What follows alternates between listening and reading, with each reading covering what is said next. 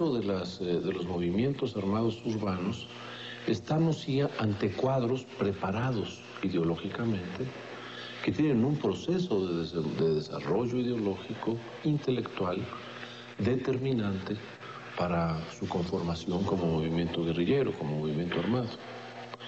En el caso de estos grupos urbanos podemos decir que se proponen cambiar el mundo.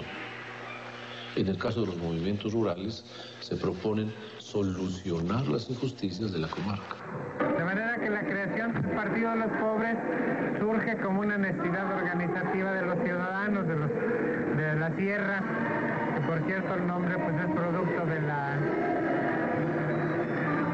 la forma tan simple de los gentes de ver la posición clasista entre ricos y pobres, entre los que medio tienen y los que no tienen nada.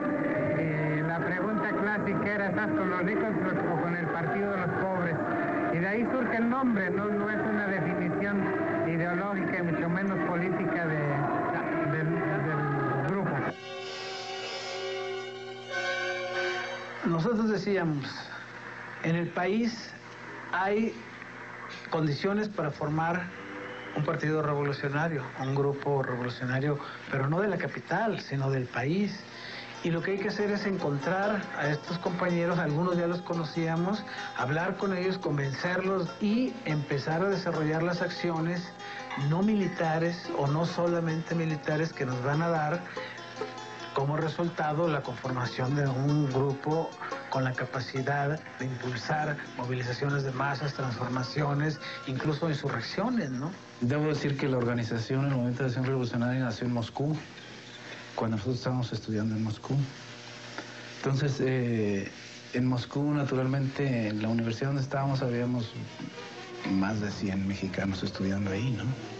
Y en esa universidad existían círculos de estudio de cada país tenía círculos de estudio para abordar problemáticas propias de cada país. Y los mexicanos, había varios círculos de estudio, aparte de la carrera que estaba cada quien estudiando, ¿no? Nos reunimos para hablar sobre la problemática del país, en fin. Estando allá y habiendo desorganizado, habiendo trabajado sobre una declaración de principios, sobre todas estas cosas que son muy elementales y fundamentales para un grupo así. Entonces, después de eso, el planteamiento era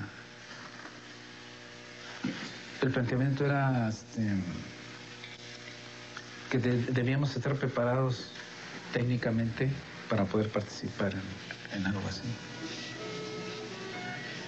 Y entonces nos dimos a la tarea de buscar una preparación militar. Y bueno, nosotros conseguimos una preparación militar en el extranjero,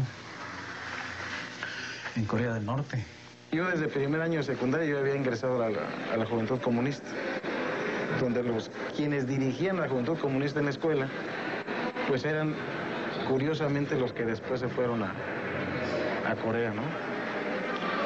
En 1970, ya estando en tercer año de secundaria acá en Huichapan, Hidalgo, ahí nos visitan algunos de los que habían regresado ya de Corea y nos plantean pues que si nos incorporamos y nos incorporamos como estudiantes.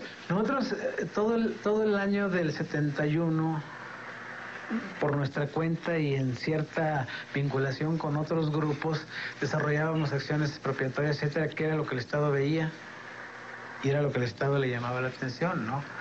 Entonces el Estado fue preparando también sus dispositivos, ¿no? Sus operativos, de tal modo que cuando por errores nuestros o por la inexperiencia, etcétera, alguien era vinculado y caía, la policía política ya tenía una lista de todas las personas que podrían estar vinculadas con ese que cayó. Entonces los interrogatorios eran mucho más certeros, mucho más precisos, y cuando la gente, digamos, no aguantaba y soltaba una casa de seguridad o a un hombre, de repente se jalaban, pues no uno ni dos, sino varios, ¿no? No quiere decir que todos los oficiales medios, altos, o los propios soldados estuvieran felices de que se hiciera este tipo de actividades, pero eran unidades militares especializadas en hacer este tipo de acciones. Y a veces se sabía, a veces no se sabía. En el invierno de 1971-72 hubo muchas detenciones, muchas muertes. Fue cuando muere Genaro Vázquez, muere Raúl Ramos, que era el dirigente de nuestro grupo, muere muere Diego Lucero, pasa lo de Chihuahua y todo eso, ¿no? Entonces todo eso ocurre entre el 71 y el 72 y luego viene una etapa de reagrupamiento de los grupos. Como producto de esa etapa de reagrupamiento, en 1973 en Guadalajara fundamos la Liga 23 de septiembre. Cuando se da la necesidad de equiparnos militarmente para la autodefensa, pues lo hacemos exclusivamente en ese sentido. No pensamos todavía en los combates militares, ni mucho menos en la guerrilla de tipo rural. Esto viene a suceder a partir de tener que defendernos del acoso y la persecución, pero además de dar una respuesta de tipo militar contra los homicidios, las torturas, el acoso que practica el Estado a través del Ejército y la Policía contra las comunidades de la Sierra, donde encontramos jovencitas violadas por 30 soldados, donde encontramos campesinos castrados o asesinados simplemente colgados de un árbol.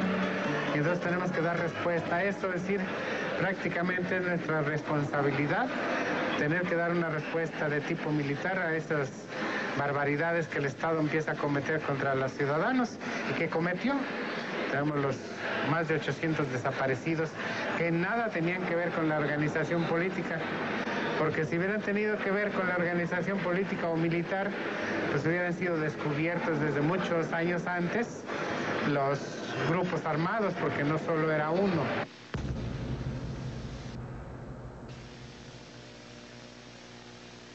Las armas no se consiguen en una fuente, se consiguen en 1000 lugares, en 1000 pequeños lugares. Que el judicial fulano de tal, que es primo de fulanito de Abraham, nos vende una pistola en 500 pesos, cómpresela.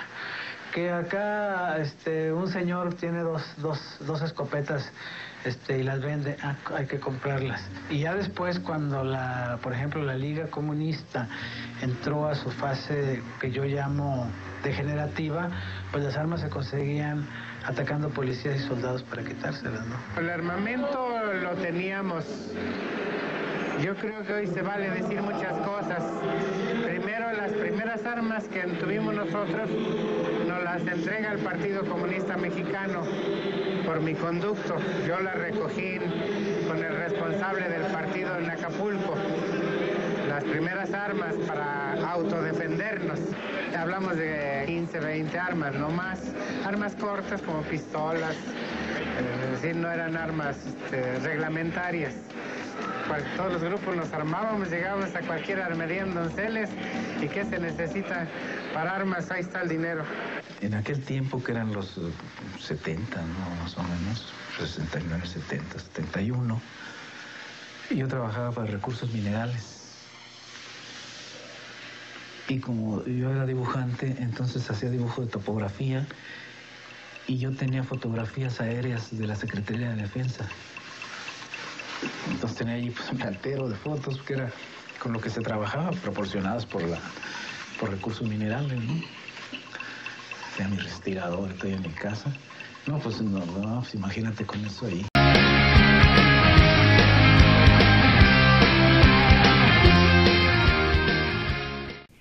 El México de 1953 era un país de grandes desproporciones en materia de equidad de género, pero el anuncio del inminente voto femenino abrió nuevos caminos para la sociedad al darse la pauta constitucional para el sufragio femenil. Y es que en un mitin del 6 de abril de 1952, más de 20,000 mujeres demandaban al candidato presidencial, Adolfo Ruiz Cortines, cumplir su promesa de plasmar en la Constitución el derecho de las mexicanas a votar y ser votadas.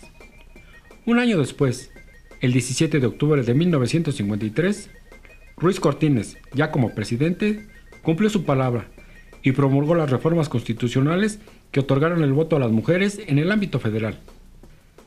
Ese avance no se materializó sino hasta algunos años después, cuando en las elecciones del 3 de julio de 1955, las mujeres acuden por primera vez a las urnas a emitir su voto y a elegir a diputados federales. Hoy, 60 años después, la situación es muy distinta.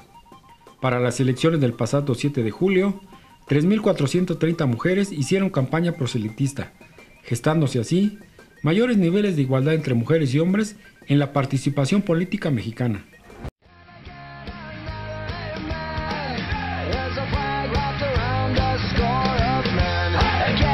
A plastic bag on a monument.